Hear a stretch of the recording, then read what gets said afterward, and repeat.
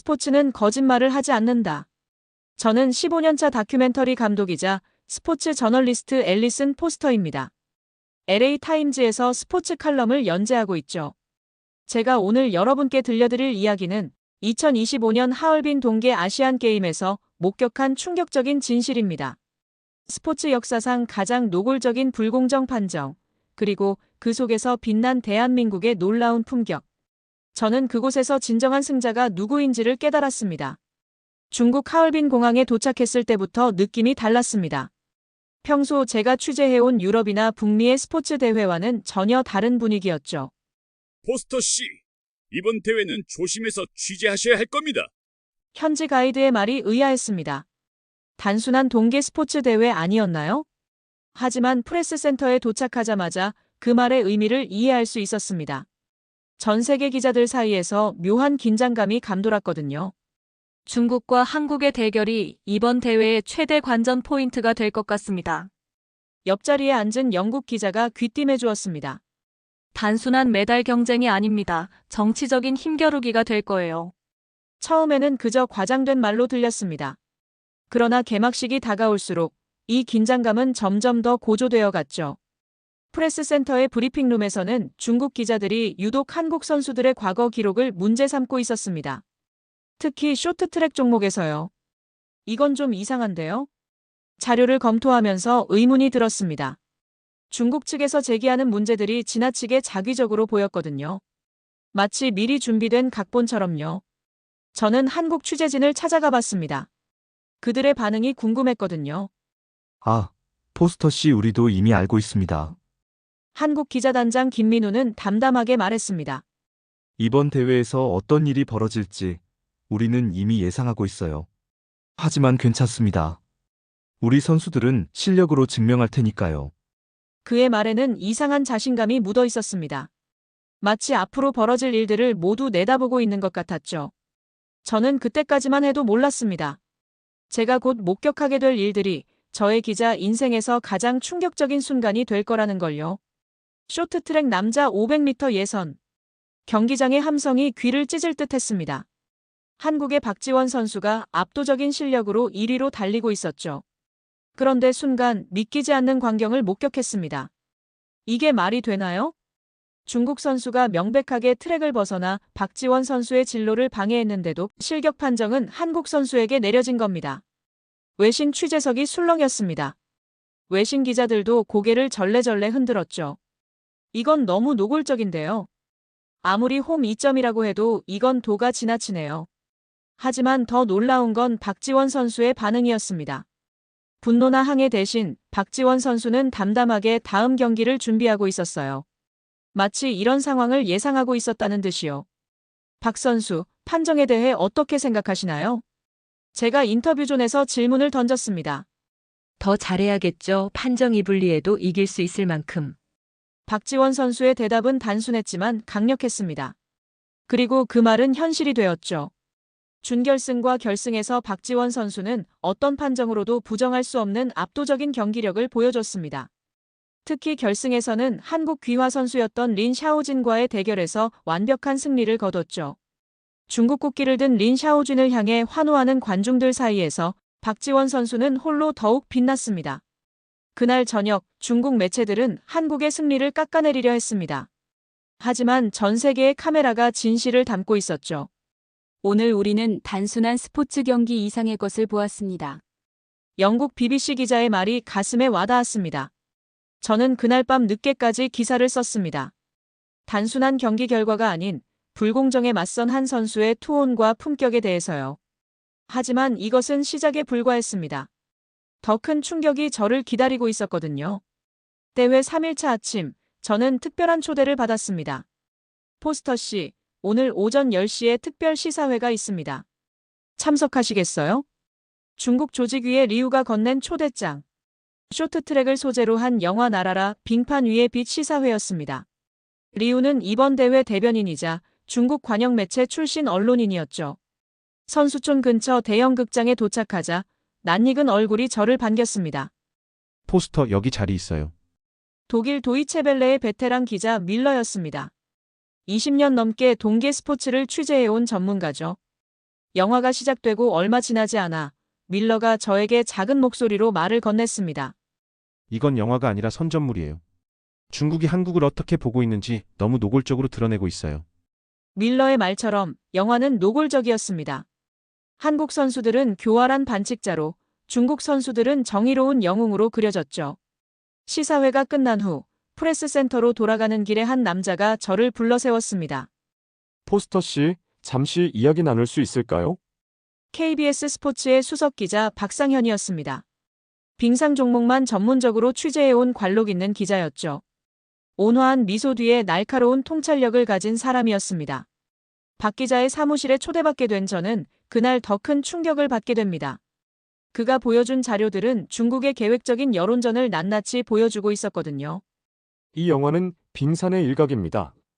박상현 기자는 노트북을 펼쳐 지난 6개월간의 자료를 보여주었습니다. 중국 매체들의 한국 관련 기사들, 소셜미디어 여론 조작의 흔적들.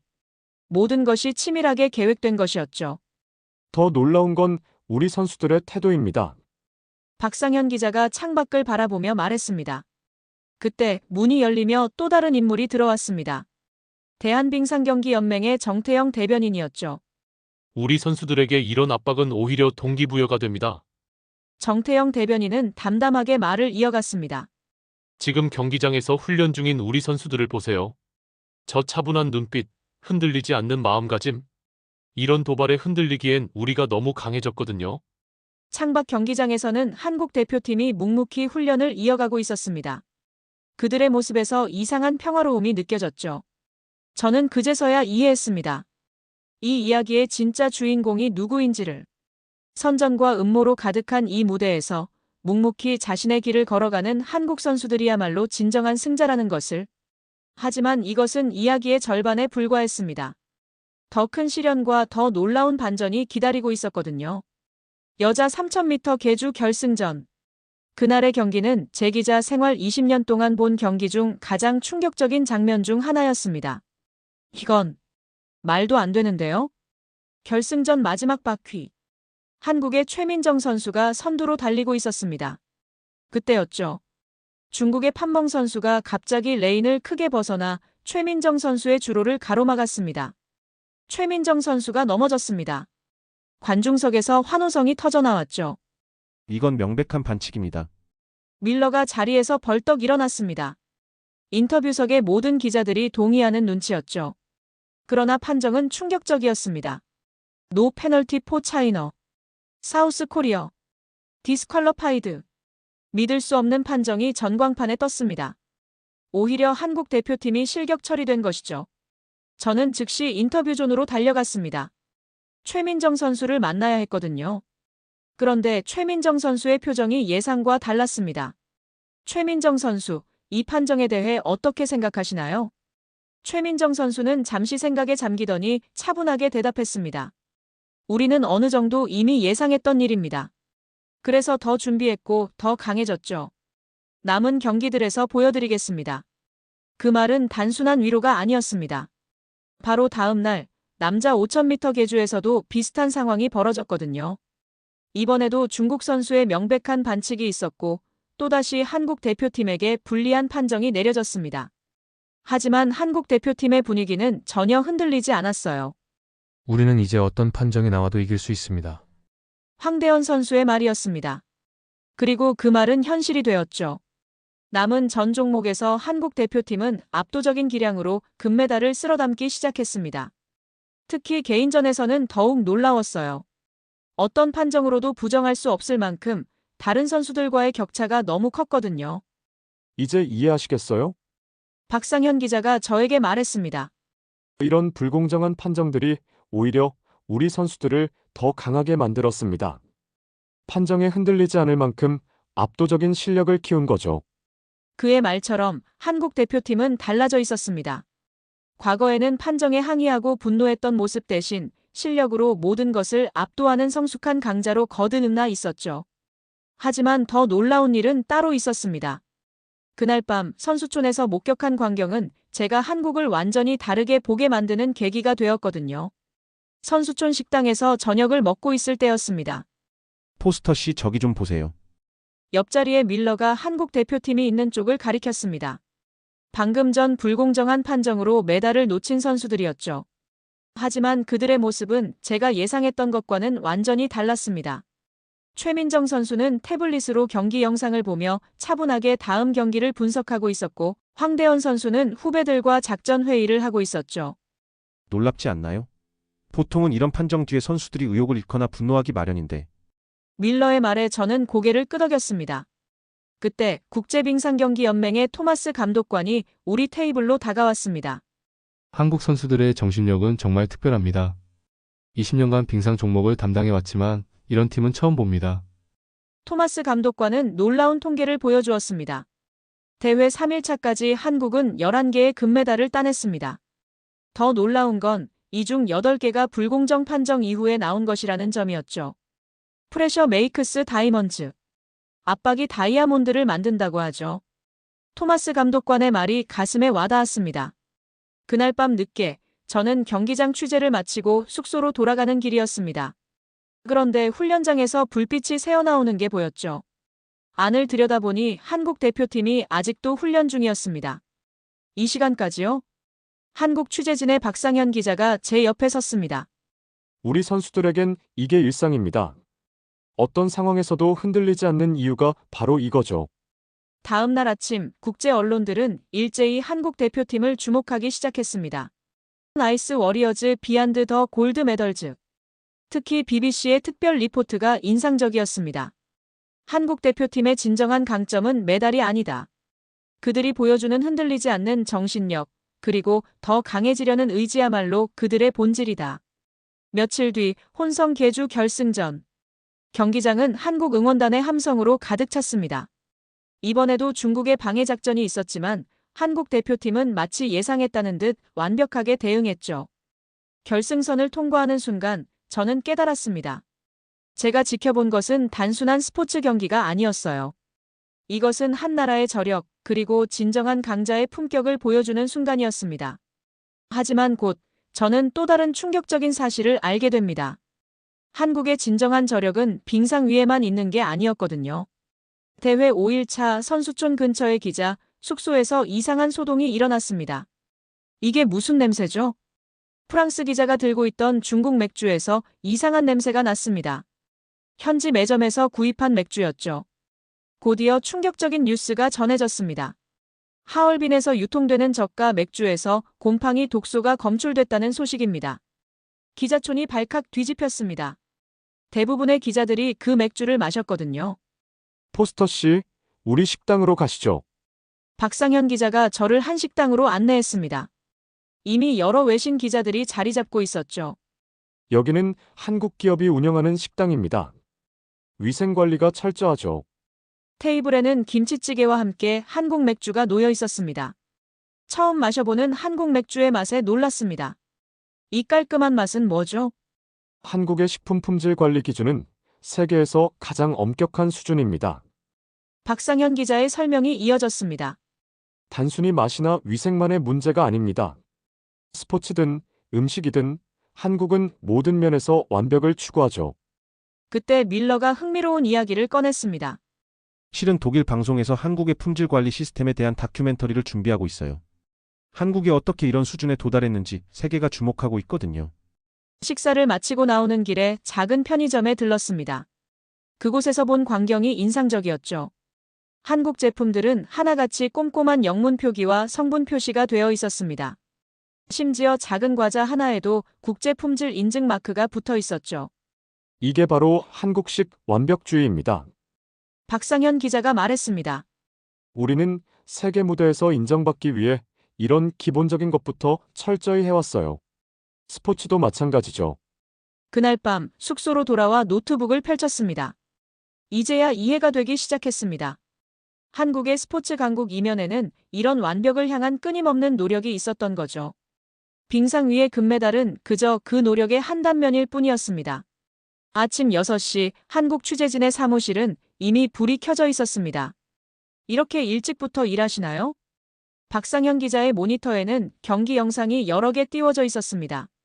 어제 있었던 불공정 판정 장면들을 프레임별로 분석하고 있었죠. 감정적으로 대응하면 우리가 질 수밖에 없습니다. 박상현 기자가 자료를 보여주었습니다. 엑셀 시트에는 지난 10년간의 판정 기록이 빼곡히 정리되어 있었죠. 여기 보세요. 매 판정마다 각도별 영상, 규정 위반 여부, 과거 유사 판정 사례까지 모두 데이터베이스화되어 있습니다. 옆자리에서는 젊은 기자가 국제빙상경기연맹 규정집을 영어로 번역하고 있었습니다. 우리는 이런 식으로 대응합니다. 분노나 항의가 아닌 철저한 증거와 논리로요. 그때 밀러가 사무실로 들어왔습니다. 박 기자님, 어제 기사 보고 깜짝 놀랐어요. 중국 측의 부당한 판정을 이렇게 객관적으로 분석한 건 처음 봤습니다. 박상현 기자의 기사는 이미 국제 언론들 사이에서 화제가 되어 있었습니다. 감정적 비난 대신 철저한 데이터로 불공정성을 입증해냈거든요. 우리는 이런 일에 익숙합니다. 박상현 기자가 쓴 기사를 보여주었습니다. 판정 순간의 각도별 사진, 규정집 인용, 과거 판례 분석. 마치 학술 논문 같은 정교함이었죠. 스포츠도 취재도 결국은 실력입니다. 증명할 수 없다면 그건 그저 불평일 뿐이죠. 그의 말에 깊이가 느껴졌습니다. 대회 마지막 날 아침, 선수촌 식당에서 놀라운 광경을 목격했습니다. 한국 대표팀의 식탁에 중국 선수들이 앉아 있었어요. 그것도 바로 어제 불공정 판정으로 논란이 됐던 경기의 선수들이었죠. 저기 봐요. 최민정 선수가 중국 선수들에게 뭔가를 가르치고 있어요. 밀러가 작은 목소리로 말했습니다. 가까이 다가가 보니 최민정 선수가 중국의 판멍이 선수에게 코너링 기술을 설명하고 있었습니다. 바로 어제 그 충돌이 있었던 기술이었죠. 어떻게 이럴 수 있죠? 제 질문에 박상현 기자가 미소를 지었습니다. 이게 바로 진정한 강자의 모습 아닐까요? 결국 스포츠는 서로를 이해하고 발전시키는 것이니까요. 그때 국제빙상경기연맹의 토마스 감독관이 다가왔습니다. 내년 밀라노 동계올림픽에서는 규정을 더 엄격하게 적용할 예정입니다. 사실 한국 선수들의 대응을 보며 많이 배웠거든요. 토마스 감독관은 한숨을 쉬더니 말을 이었습니다. 때로는 불공정한 상황에서 더 위대한 승리가 탄생하나 봅니다. 한국이 그것을 증명해줬어요. 취재를 마무리하며 마지막으로 최민정 선수를 인터뷰했습니다. 2026년 밀라노에서의 목표는 무엇인가요? 최민정 선수는 잠시 생각하더니 대답했습니다. 더 강한 선수가 되는 것. 그리고 더 강한 사람이 되는 것입니다. 메달은 그 다음이죠. LA로 돌아오는 비행기 안에서 제 기사의 마지막 문단을 마무리할 수 있었습니다. 한국의 스포츠 정신은 단순한 승패를 넘어선다. 그들에게 역경은 더 큰 도약의 발판일 뿐이다. 하얼빈의 겨울, 나는 진정한 강자가 무엇인지를 배웠다. 그리고 이제 우리는 안다. 2026년 밀라노에서 그들이 또 어떤 감동을 선사할지를. 제 기사는 그렇게 끝났지만 사실 이것은 시작에 불과했습니다. 한국이라는 나라가 보여준 품격, 그들의 끊임없는 도전 정신, 그리고 역경 속에서 더 빛나는 저력. 이것은 단순한 스포츠 취재를 넘어 제 인생에서 가장 값진 배움이 되었습니다. 밀라노에서 다시 만날 그들의 모습이 벌써부터 기대됩니다. 아니, 어쩌면 그 전에 먼저 한국을 방문해 볼지도 모르겠네요. 그들의 이야기를 더 깊이 알고 싶어졌으니까요.